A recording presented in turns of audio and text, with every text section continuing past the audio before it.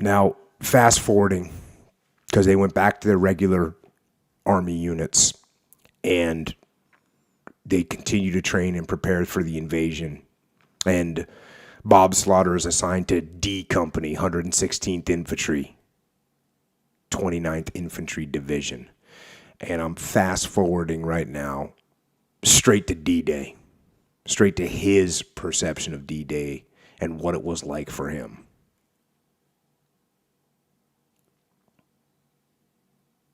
You know, this is all that training that these guys have been through, and none of them had been to combat before.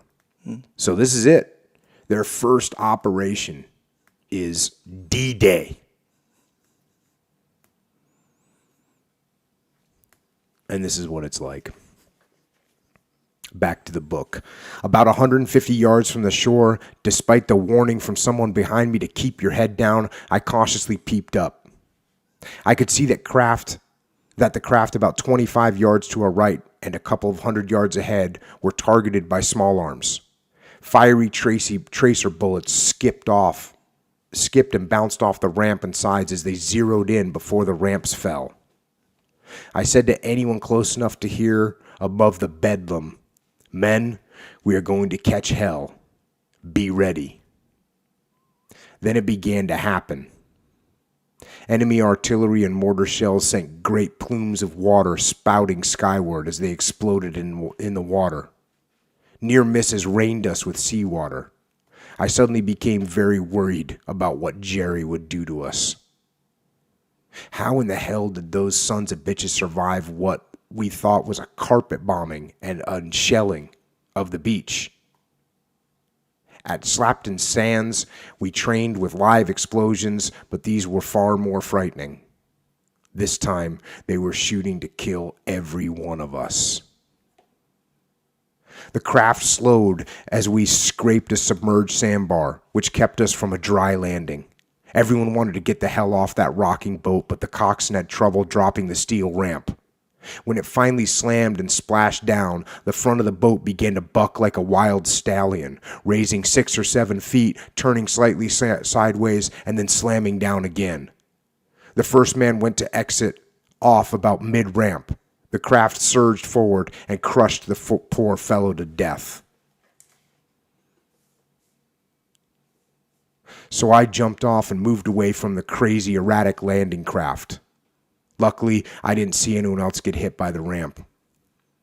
I was now struggling in water up to my armpits. Luckily for me, at 6'5", most of the time my head was above water. Later, as I crossed the beach, my height would be a detriment, making me a larger target.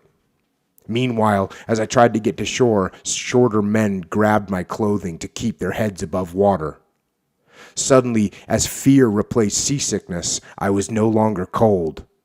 Most of all, I feared I would drown after being shot. Snipers hiding in the bluffs hit quite a few men, but most of the damage came from rapid-firing automatic weapons. In every war since gunpowder was invented, soldiers have experienced the dreaded feeling of being under live enemy fire for the first time. It was demoralizing to hear good men scream as bullets ripped into soft flesh, and others scream as the fierce flooding tide dragged the non-swimmers under. I remember helping Private Ernest McCandless, who was struggling to get closer in. He still had one of the precious boxes of .30 caliber machine gun ammo. I remember him shouting to me, "Slaughter, are we going to get through all of this?" I didn't know how to answer him, so I didn't say anything. To tell the truth, I thought we were all going to die. A body with its life preserver inflated floated by. The face had already turned a dark purple. At first, I thought it was Private Richard Gomez, who had a dark complexion, but I later found out that Gomez had survived the day. The fellow I saw was just one of thousands who died. There was no way to be sure if I had known him. Many of our company were hit in the water and drowned, good swimmers or not. I came ashore, surrounded by the screams of men who had been hit and were drowning under their ponderous loads. All around me, dead men floated in the water, along with live men who acted as if they were dead. The Germans couldn't tell which was which. The flooding tide washed everyone in.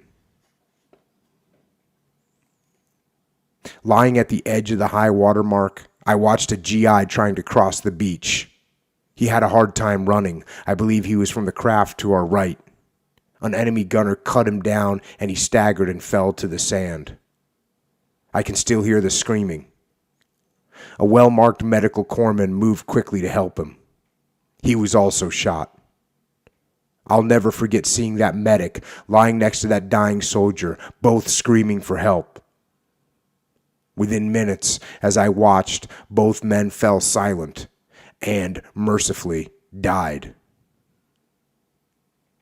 I saw men vomit at the sickening sights and others cry openly and unashamedly. All of us had to find it within ourselves to get across that sandy no man's land. This is where the Army's strict discipline and rigorous training took over. Individual pride had a lot to do with it too.